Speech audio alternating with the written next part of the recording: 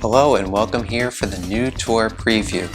Now, to begin this video, I'm going to actually start with a concept that Sergeant Spike created in terms of just how creative could Nintendo be with some of these tour ideas. Now, obviously, Sergeant Spike, he's a friend of the channel. He showed me that he was feeling very sympathetic towards the Donkey Kong fans out there and created a magnificent concept called the Coconut Tour or the DK Coconut Tour, something of that nature. I'll show the entire image on screen here. He just hit it out of the park with this one. You have a creative alt in DK that has a custom special item, the coconut, which when it explodes on impact, it will create puddles of coconut juice that drivers can drive into and spin around, similar to like an oil slick. So absolutely amazing idea, and it just looks fantastic, right down to like the Hawaiian t-shirt that he has on, like the party time themed tie. Absolutely amazing, and just the whole tour concept in general. Like you have Dixie Kong with Diddy Kong just chilling on the beach towel. You have Nabbit in the background pildering, lost treasures or something of that nature.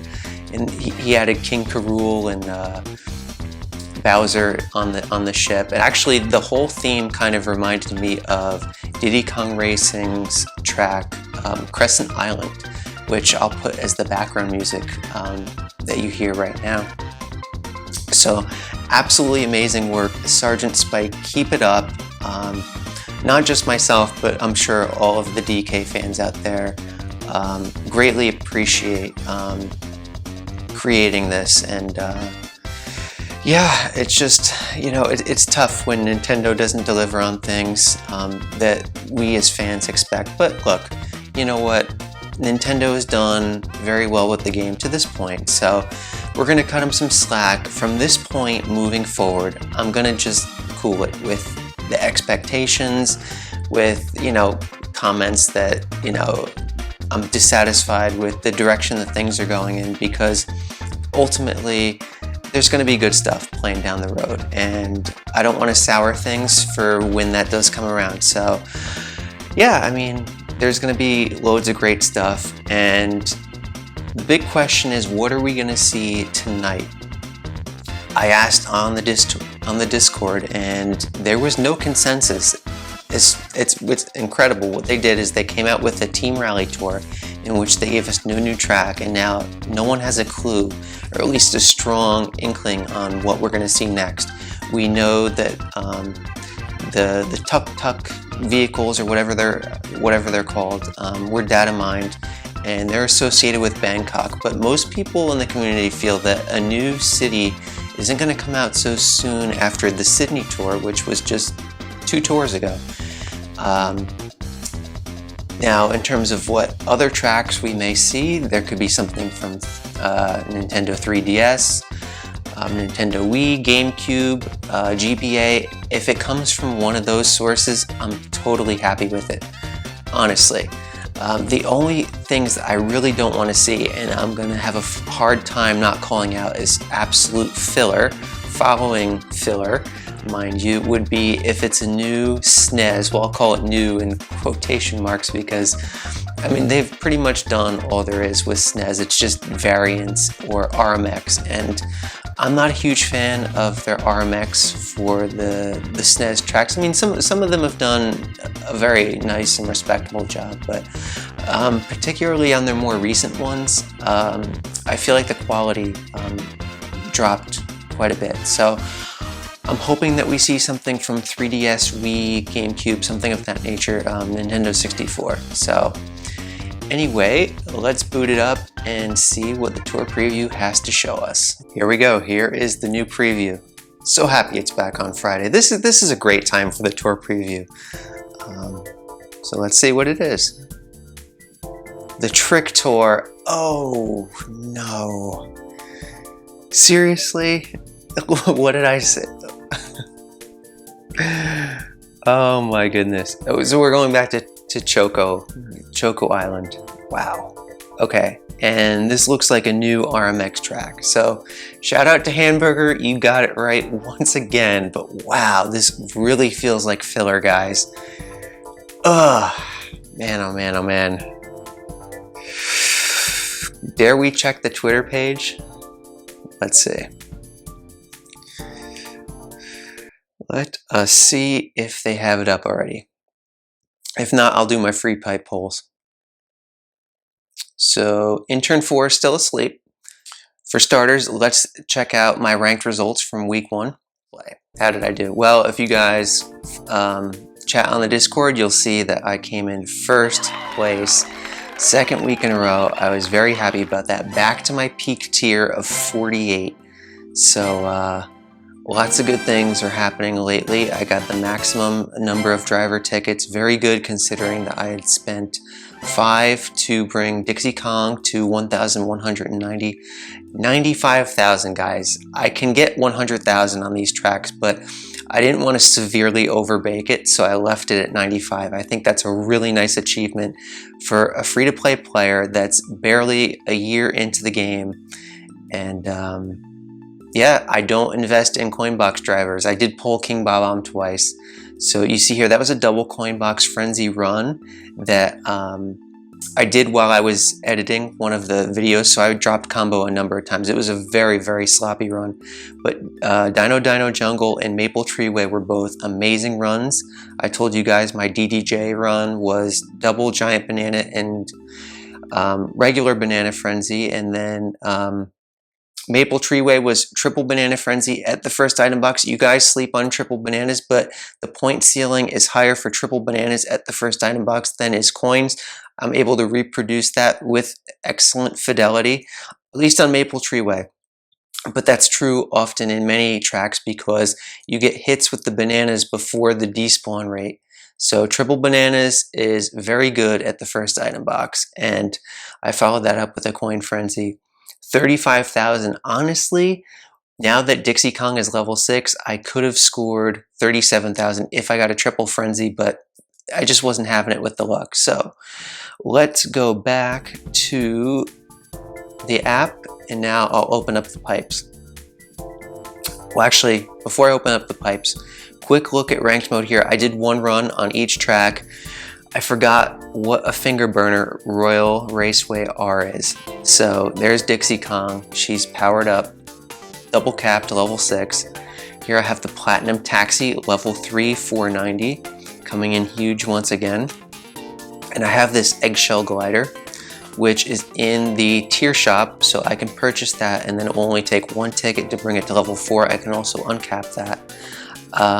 Decent tracks, but I have better gliders on pretty much all of these tracks, so it's not really one I want to invest heavily into, but as you can see, by bringing it to level 4, I'll gain access to plus 15% to combo time, which is huge, being the finger burner that this track is.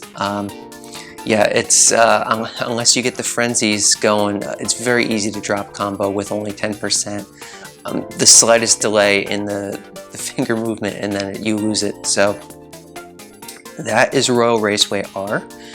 Vanilla Lake 1T, I've talked about this track so much. Funky Kong, I can take him to level 6, I could double uncap him, I could do a number of moves with him since he is also in Donut Plains 2. And I have the Ramby Runner Cart, so I can also take that up to level 4, 5, or 6. The sky's the limit. It's basically as far as I want to go with that.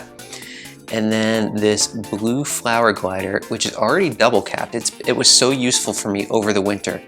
And if you look at its tracks, I mean, these tracks are not going away. They're going to keep coming back. You're going to have the Cheap Lagoon probably make an appearance in the summer. And then Frapp and DK Pass, they'll be back next winter. So this glider is never gone for good. Certainly a very good one. So I could bring this potentially if I either get luck with my daily selects, super gliders, or tickets, that is, or I could purchase the 2 for the extortion inflation rate, and that could take it to level 6. So potentially I could do a 666 loadout here. It could be absolutely crazy. And look at that beautiful aesthetic. I just love the turquoise and like the white and the platinum. Fantastic. A lot of fun I'm gonna have on that one. And then we have Donut Plains 2T, which once again, Funky Kong. So he is ideal for me to invest in over Dixie Kong, although these two tracks have a lower action count than do Royal Raceway R. So there's going to be some give and take, but definitely Funky being on 2 tracks would be the way to go for me to make a minimum investment. Head Honcho level 1, Cheap Mask level 1. These are killing me in the algorithm. I'll pop it out and you guys can see for yourself right here. Really, really brutal, guys. 82,000 already. They're tier 61 and I'm in tier 48, you guys just saw. So 13 tiers higher than me. And look, tier isn't everything, it's their loadouts and what they're capable of doing. Check out the screen, guys. It is brutal. Already 82,000. They go up like 1 to 2,000 like every 6 hours or so. So look, I'll give them credit. At least they're not a sleeper. At least I know what I'm up against. But it's scary because I'm thinking like, honestly, if I had these loadouts, I know the scores I could get. And I'm just wondering, where is the limit for this guy? So, and then the question becomes, okay, I can, if I make the investments I want, and you guys know I invest into the Kong, so I'm willing to invest at a very, very low return, basically like a negative value return, just to get the rewards when they're in a premium spot such as this tour, with Funky Kong being in 2 tracks and Dixie Kong in a track. But the thing is, if they go up much more, then I could spend 12, 15 high-end tickets. It won't matter, guys. They're just going to beat me. So we'll see where they end up. The trouble is, look at my second place, 75,850. I think they increased since I last looked at it, but not by much. So I'll look at it off camera. But I mean, yeah, once again, look at those loadouts. Not too good for me. And this goes back to the content I was talking about in the free-to-play feature for tickets. You're only gaining value over the algorithm when you apply the tickets in that first week. As you see, my loadouts, very strong, right? But the algorithm, since these are old investments, they're matching me up now based on where they currently stand. I mean, it's so reproducible, guys. Just, you know, you're going to want to follow the channel because I'm going to have so much more content in the future on subjects of this nature and even more detailed subjects. So a lot of cool stuff on the horizon very, very soon, guys, starting next tour. But I'm always, even if I'm not bringing some new conclusion or idea to the channel, I'm always going back and discussing all the things I've built on. It's a foundation, right? The whole ecosystem, everything is built up, okay? You have the forest, you have the trees, you have the mountains. You gotta look at the whole field, guys. Anyway, that's enough of that. How much do I want to invest for second place, right? Because I'd be getting all the tickets, 4 tickets, but only 20 rubies. So that's something I'll figure out over the weekend. Leave me a comment too. What do you guys think if I brought Funky Kong, if I did the 666 loadout, what do you think I could get on Vanilla Lake 1T if I had, say, 135 actions, 130 actions, somewhere in that ballpark? I'm thinking it would be in the neighborhood of around 28 to 30,000, maybe even a little over 30,000. I'm not sure. The current run is it's less than 100 action count. It was a single bomb frenzy, bomb frenzy, and I didn't get many hits. So the Ramby runner definitely puts in a big score there. And also how that would apply to Donut Plains 2T. And what if I brought Dixie Kong to level 7? What could I get on Royal Raceway R with the glider also at level 4? That's basically the phases of investments that I would want to do. I mean, I really wouldn't want to go much beyond like a single level on the head honcho if it was just like that razor thin. But yeah, ultimately, I'm comfortable investing into the Ramby Runner and Funky Kong for this week. Investing into Dixie Kong isn't something I want to do, but I will do it if it will yield me that first place. But very unclear. So if anyone in the comments feels strongly that they could provide me with some clarity on what would be my achievable marks here, I would certainly appreciate that, and we'd have a great discussion, I'm sure. Onto the pipe pulls. The head honcho would be amazing to pull right here, as would the cheap masks or funky conch, or Dixie even. So let's see what we got. First one up is green. 9 high ends in this pipe. Should you pull on it? Honestly, no. Look, cheap charger. Okay. It's not a great pipe. Alpha pulled, he got his first high-end Toad alt, so congratulations. But unless you're like a big Toad fan, since that is one of the drivers in here that's more exclusive, you kind of want to avoid it. I know a lot of people say they would like the glider since they're new, or for the Calico glider, it's the first time that it's available, not in a paid bundle. And it is a good glider. In Tabor's list, it's currently 8th. I expect it will drop since it's just boosted for this current tour. I don't foresee that as one that's going to get favoritism moving forward. So hopefully you guys can save your rubies up, and they'll give us something good to pull on eventually. Anyway, here's the second one. Also green. Alright, can we get a super? Come on, it's been a while. Ugh, okay, normal glider. Pipe pulls were pretty brutal, except for that one faker. But anyway, let's check back with the Twitter. Maybe intern 4's alarm kicked in. Nope, okay. Here's the deal. I will come back on once the Twitter page is up, and we'll see if they give us a new character tease. Maybe there will be something to change my impressions of a very seemingly filler tour.